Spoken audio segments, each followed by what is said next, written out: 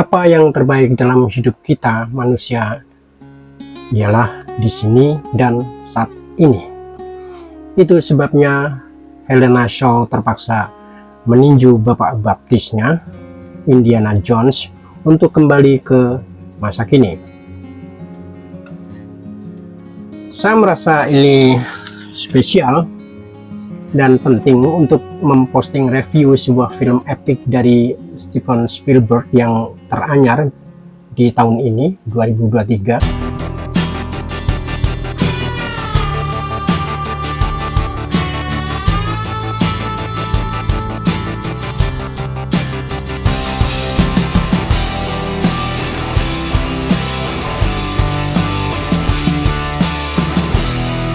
Ini juga bentuk penghormatan pada seniman film yang konsisten dan intens hingga dalam usianya yang 76 tahun.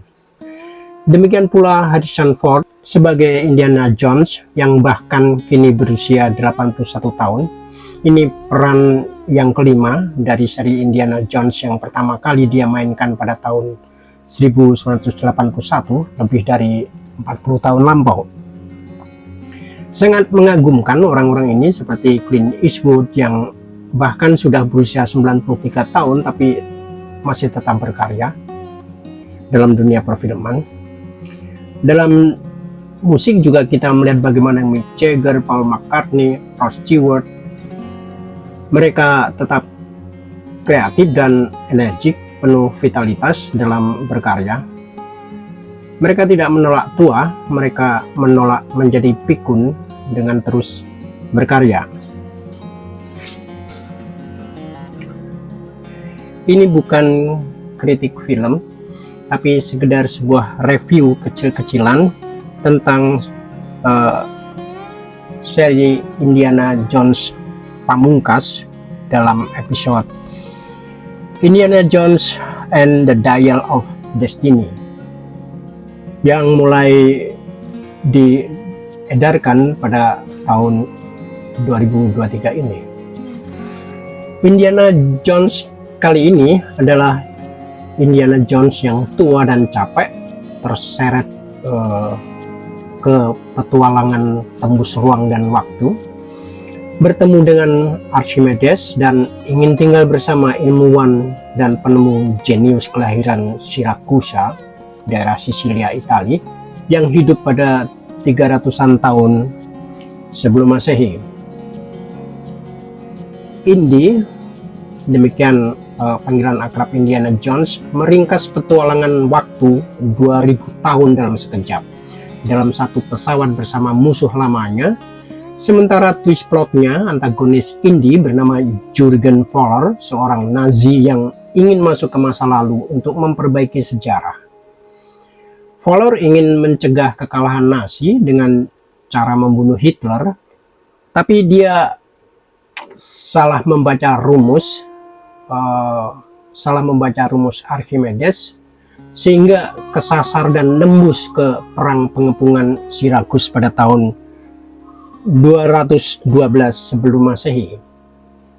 Ini seri penutup film epik kreasi Steven Spielberg dan George Lucas, tapi kali ini penyutradaraan tidak di tangan Spielberg lagi, melainkan di tangan James Mangold yang tidak ada perbedaan mencolok di sini. Dia mungkin memang berorientasi pada karakter cerita Indiana Jones sejak awal. Tak ada yang istimewa kecuali tampak dendam Spielberg yang ingin agar Nazi atau Nazisme lenyap dari muka bumi ini. Dan ia selalu menyertakan anak kecil kepada siapa Spielberg selalu ingin menitipkan kecemasannya. Film Indiana Jones and the Dial of Destiny ini mulai didistribusikan tahun ini, 2023, setelah seri Indiana Jones and the Kingdom of the Crystal Skull tahun 2008. Selalu dibintangi Harrison Ford, film ini berkisah tentang Archimedes Dial yang diambil dari Nazi pada tahun 1944 selama pembebasan sekutu di Eropa dalam Perang Dunia II. Film yang bukan hanya bersetting sebelum Masehi, melainkan juga lokasi pembuatannya di beberapa negara seperti di Maroko, Yunani, dan Italia ini dibuka secara khas Indiana Jones, pertarungan yang berbahaya antara Indy dan Fowler di atas kereta yang melaju kencang dalam Perang Dunia II. Fowler, seorang Nazi yang menyaru ilmuwan NASA, menginginkan Archimedes Dial untuk masuk ke masa lalu. Tapi benda itu mesti dipadukan dengan pasangannya yang berada di makam Archimedes. Makam Archimedes sendiri hingga kini sebetulnya belum ditemukan, tetapi dalam film ini Spielberg menemukannya. Fowler ingin mengubah hasil Perang Dunia II. Ia ingin membunuh Adolf Hitler sebelum invasi Polandia tahun 1969, merebut dan memimpin Nazi menuju kemenangan. Sayangnya, ini khas humor Spielberg, mereka justru masuk dalam perang yang salah, yakni pada masa perang pengepungan Sirakus di Italia pada tahun 212 sebelum Masehi, di mana Sirakus dikepung oleh tentara Romawi. Produksi film ini sendiri yang berjarak sekitar 14 tahun, jarak waktu yang cukup sabar, membuat film ini tampak paripurna.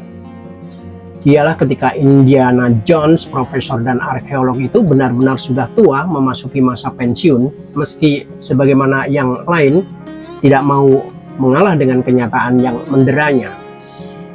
Indy termasuk jadi pemarah yang menghadapi anak muda hanya gara-gara nyetel musik yang keras Roll Up and the Magical Mystery Tour Beatles. Ini sebuah pilihan lagu yang menyaran ke tema. Tapi Indiana Jones agaknya berbeda dengan James Bond. Spielberg dulu ketika merancangnya mengatakan ingin membuat film seperti James Bond, tetapi dalam versi yang lebih baik, di mana karakter jagoannya lebih natural, dan tampaknya Spielberg punya tujuan tertentu karena acap memasukkan karakter anak kecil dalam aksi petualangan serunya. Perbedaan lain, karakter Indy melekat pada satu pemeran, Harrison Ford. Dari sejak awal produksi tahun 81, itu beda dengan James Bond yang acap ganti pemeran. Lagian profesi Indiana Jones keseharian adalah seorang profesor, arkeolog, sesuatu yang tentu berbeda dengan James Bond tadi, yang seorang spesialis dalam dunia spy yang penuh action tentunya. Barangkali Steven Spielberg dan George Lucas sebagai kreatornya ingin menyadarkan kita bahwa Indiana Jones adalah manusia biasa.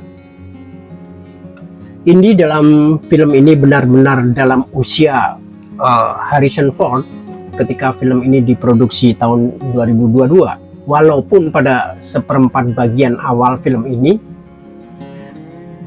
yang full berdurasi 2 jam 30 menit itu, Indy dan Fowler tampak dalam double casting ketika mereka masih muda, tidak dengan pemeran pengganti, melainkan mengandalkan peran AI dalam meremajakan wajah mereka.